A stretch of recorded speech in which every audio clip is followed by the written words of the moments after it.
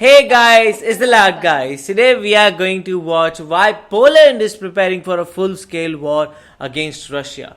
So now new countries we are getting to know about, because recently we saw about why Finland is preparing for a war against Russia, and we got a lot of enough reasons okay, Finland has to prepare, or has to be ready for a Russian invasion. And but the thing is Finland has a lot of supporters, and now we see that Finland has also joined NATO. So it is officially part of that elite group, and it cannot be touched by Russia. You can clearly see this because Russia cannot fight Europe and US combined. That is not even near to being possible. But what about Poland? So Poland is some country that we only hear about. I have seen a footballer named Lewandowski, so I see him with that. Or other than that, I have seen Poland in some news where they talk about they do not want much Muslim refugees coming into their country. So this is somewhat news I hear about Poland. Other than that, I have seen that Poland is a very beautiful country. So let's see why it is preparing to go against Russia in a war and what has happened in Poland. So let's see this. And I do think that Russia is so much into fights and all such kinds of stuff, because previously we saw that the Russia wants to attack the Finland, and it is not doing it is not attacking the Finland just because of the fear of the America. Because if it would attack the America, then if it would attack the Finland, then definitely the America will support the Finland. That's the reason it is not doing the war with the Finland. But today we are going to know why Russia wants to basically why Poland is preparing for a scale war against Russia. And I do think that everybody wants to Russia wants to fight with everybody. It's something like that. It has done something wrong with each and every country, something like that. So yeah, I'm so much excited to watch this video, and we have to say that the last video was so informative, and it was not only informative, but on the other side, it was also so interesting. So yeah, let's watch the video. So let's see what is Poland really up to. So let's start this video. There's a new military superpower dawning on the European continent, and no, it's not France, Germany, or even Britain. Poland has decided it's done messing around, and it's arming itself to the teeth. But Poland why is becoming Poland apparently a preparing superpower? itself for World War III? Russia's invasion of Ukraine has served as an alarm bell for a Europe that for 3 decades was content to let the United States do all its military heavy lifting, while naturally complaining endlessly about US militarization. However, the explosion of war in its backyard has snapped European powers out of their comfortable post-Cold War victory naps, and suddenly the continent has remembered there's a serious military threat right next door, and America is still an ocean away. Forget the baguettes and berets, it's time to start buying guns again. But Europe can hardly be blamed for dropping the ball on their own defensive spending. After decades of being prepared to wage an apocalyptic battle for global survival, the West breathed a collective sigh of relief, and billions of dollars in military spending was repurposed to civilian projects. Armies were demobilized, budgets were slashed, and a lot of military kit was either thrown into deep storage or donated to developing countries. With the rise of extremism, European militaries focused on waging small regional conflicts with logistics handled almost entirely by the US. The next major war would be one with hugs, or simply not fought at all, as Europe tried to bring Russia into the fold by deepening trade relations with their cranky neighbor. Yet all Europe managed to do was give Russia incredible leverage over them, because Russia wasn't done fighting wars to advance its national agenda. When war broke out in Ukraine, Europe was caught with its pants down, and despite having a combined GDP many times greater than Russia, they cannot outsupply Russia inside Ukraine. Poland was quick to take note though, and overnight the country went on a dizzying shopping spree for all kinds of new military kit. Wow. Poland has good reason to want to buy absolute mountains of new tanks and other gear, and that's not an exaggeration. Had Russia's invasion of Ukraine been planned by anyone more competent, Poland could have found itself at ground zero of a new military struggle for Europe, and the major European powers could have done little if anything to help the nation.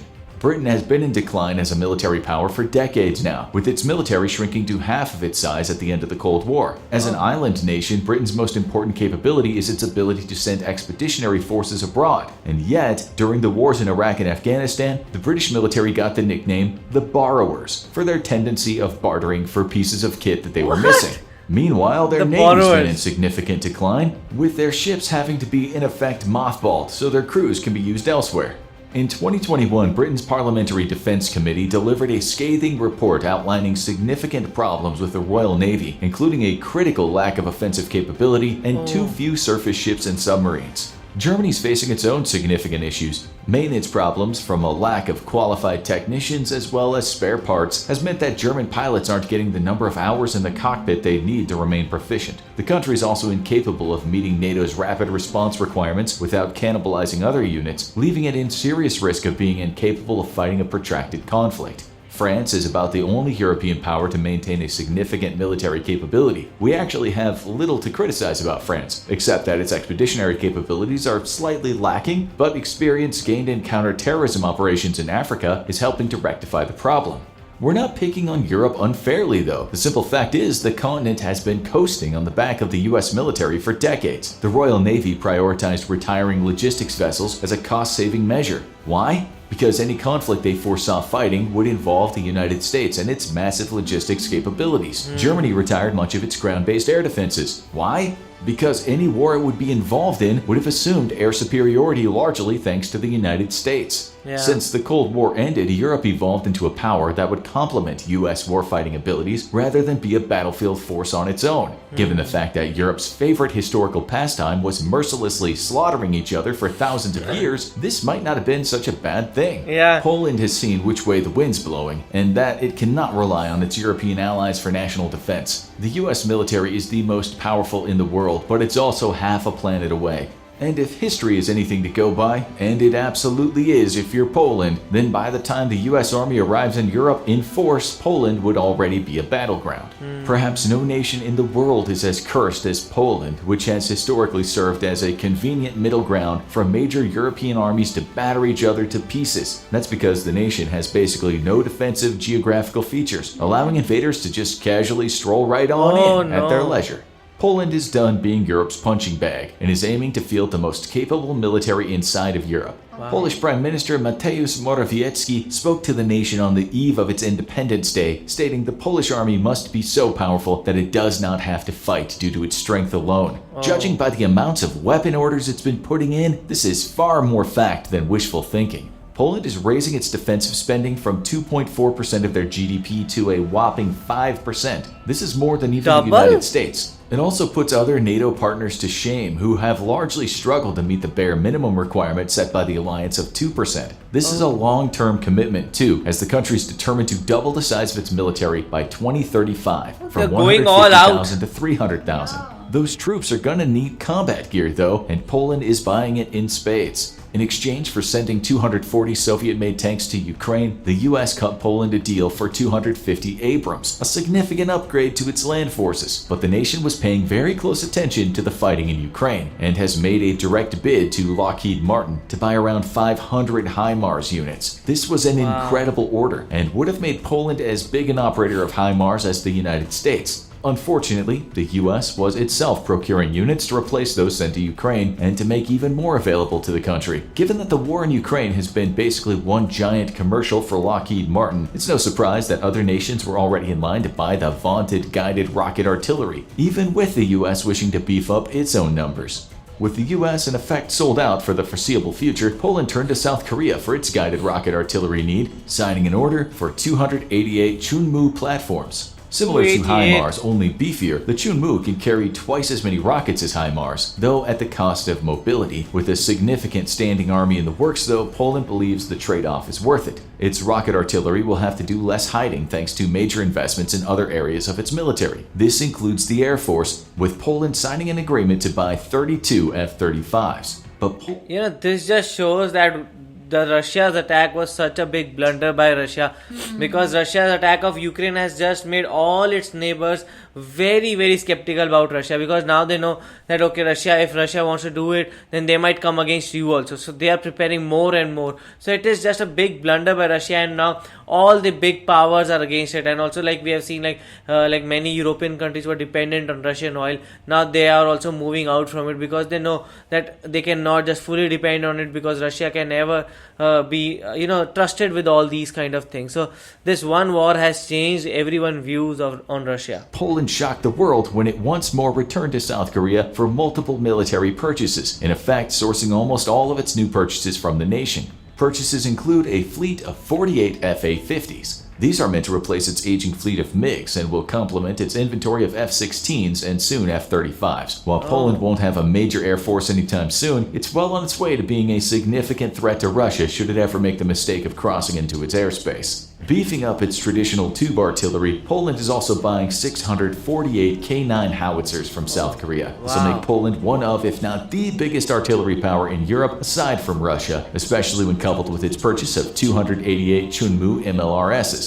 By far the highest profile item on Poland's shopping list though, and one that has really annoyed its neighbor, is the purchase of nearly 1,000 K2 main battle tanks. 1,000? The K2 was originally designed by South Korea and is believed to be a highly capable modern tank. Its real capabilities are unknown though, as the tank has never seen combat and the South Korean government isn't in a hurry to make classified data public. Most observers, however, have full confidence in the K2, though Russian defense analysts are puzzled by the design decision to not have the tank launch its crew into orbit upon taking a hit from an anti-tank missile. The main concern raised by Poland's purchase power, however, is that the K2 was specifically built for a war South Korea expected to fight on its relatively hilly terrain, a far cry from the flat European plain. How the K2 will fare here is anyone's guess, and hopefully we'll never have to find out. Poland-South Korea spending spree has made the two countries absolutely chummy, and that's something that's really annoyed the rest of Europe. Home to many great tank manufacturers, Europe is frankly puzzled at Poland's decision to purchase tanks from a nation half a world away, especially when its logistics will depend on easily disrupted supply routes that literally span the planet. But the decision makes a lot of sense if South Korea plans to break into the global arms market, and if the nation builds maintenance facilities inside of Poland itself. This will secure Poland's logistics needs and open the door to the European arms market for South Korea, a deal that benefits both sides. Germany has famously been the United States' most important European ally, but now Germany's become nothing more than a logistics hub for the American military. With the invasion of Ukraine by Russia, Poland has now become America's most important European ally, and the relationship was cemented by US officials commenting on that fact. Perhaps unsurprising given its proximity to Russia, Poland was the loudest voice calling for Europe to aid Ukraine and threw its doors open to Ukrainian refugees. Its airfields and transport networks were immediately made available to the US and other foreign aid flowing into Ukraine. And when a Ukrainian air defense missile landed in Poland and killed several people, the nation put the blame squarely on Russia for necessitating the launch of said missile by Ukraine in the first place. Given Poland's history and tenuous strategic position in Europe, it's no surprise that it's incredibly invested in the outcome of the war in Ukraine. What is surprising, however, is the incredible speed with which the country has moved to bolster its defenses and the willingness to work with the United States to arm Ukraine. Given its position inside of Europe and the military capabilities it'll soon field, it's easy to see why Poland will soon trump the rest of the European powers as America's most important ally in the region. What remains to be seen, however, is if the nation will go through with all of its planned purchases, especially if the war in Ukraine ends sooner than expected and the Polish population grows weary of the incredible price tags of some of these weapons. Now go check out NATO World War III plan or click this other video instead. Informative video it was, and as I told you earlier, that Russia just wants to do fight with everything and it was everyone, and it was just like that only.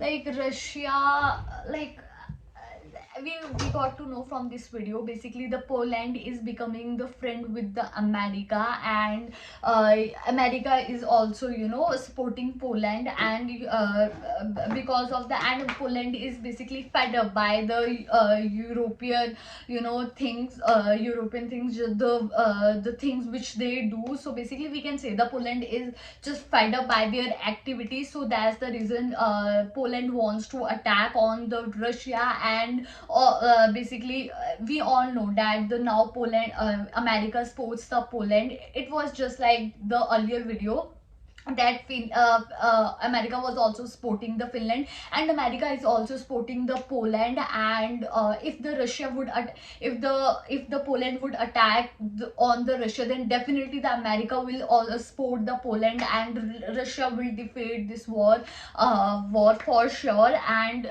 like we all know that Russia is not that much strong as compared to America, and it's not like we can say that like we all know know that Russia is it is large on the geographical basis, but we talk about the economical, if we talk about the political, and or even if we talk about the military side, so Russia is not that much strong as compared to America. And but I hope that Poland will not attack on the Russia, because we don't want, we at the end of the day we don't want any World War III, because we want just peace. So I hope the things which is going between the Poland and the Russia will, will be settled down for sure. So yeah, I really like this video. Yes, and the thing is, like, Poland is like preparing itself, not just preparing itself, it is just massively scaling itself, like from spending about 2% of the GDP to now spending about 5% of the GDP. So that is a very big spending. That is like India Pakistan spending, because you know that okay, the other country is against you. So like Poland knows now it can be one of the major powers of Europe, and also the thing is they have to fight Russia. And the good thing about them was they were constantly against Russia. That last statement, I just loved that last statement when it was said that there was a missile sent by Ukraine and it landed in Poland and killed many people. So Poland should have blamed Ukraine only, but what Poland did was they blamed Russia. They said if Russia would not have started the war, then Ukraine would not have fired the missile that would have gone into Poland. So this was a very interesting take from Poland. So it is like completely against Russia, and I think so every country should take that stand only, because why you started the war? If you started the war, then everybody is in problem because of you only. And the thing is, you can also come against us.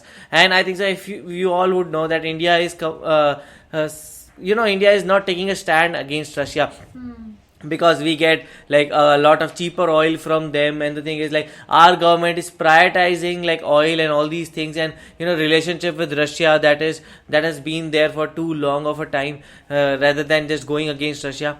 So this is a thing that we are doing. But yes, all the other major countries are against Russia, but that is not affecting Russia at all. So we'll see what happens in the future. I hope this war ends very, very soon. What are your thoughts about it? Do let us know in the comment section below. So do like, share, and Subscribe. bye.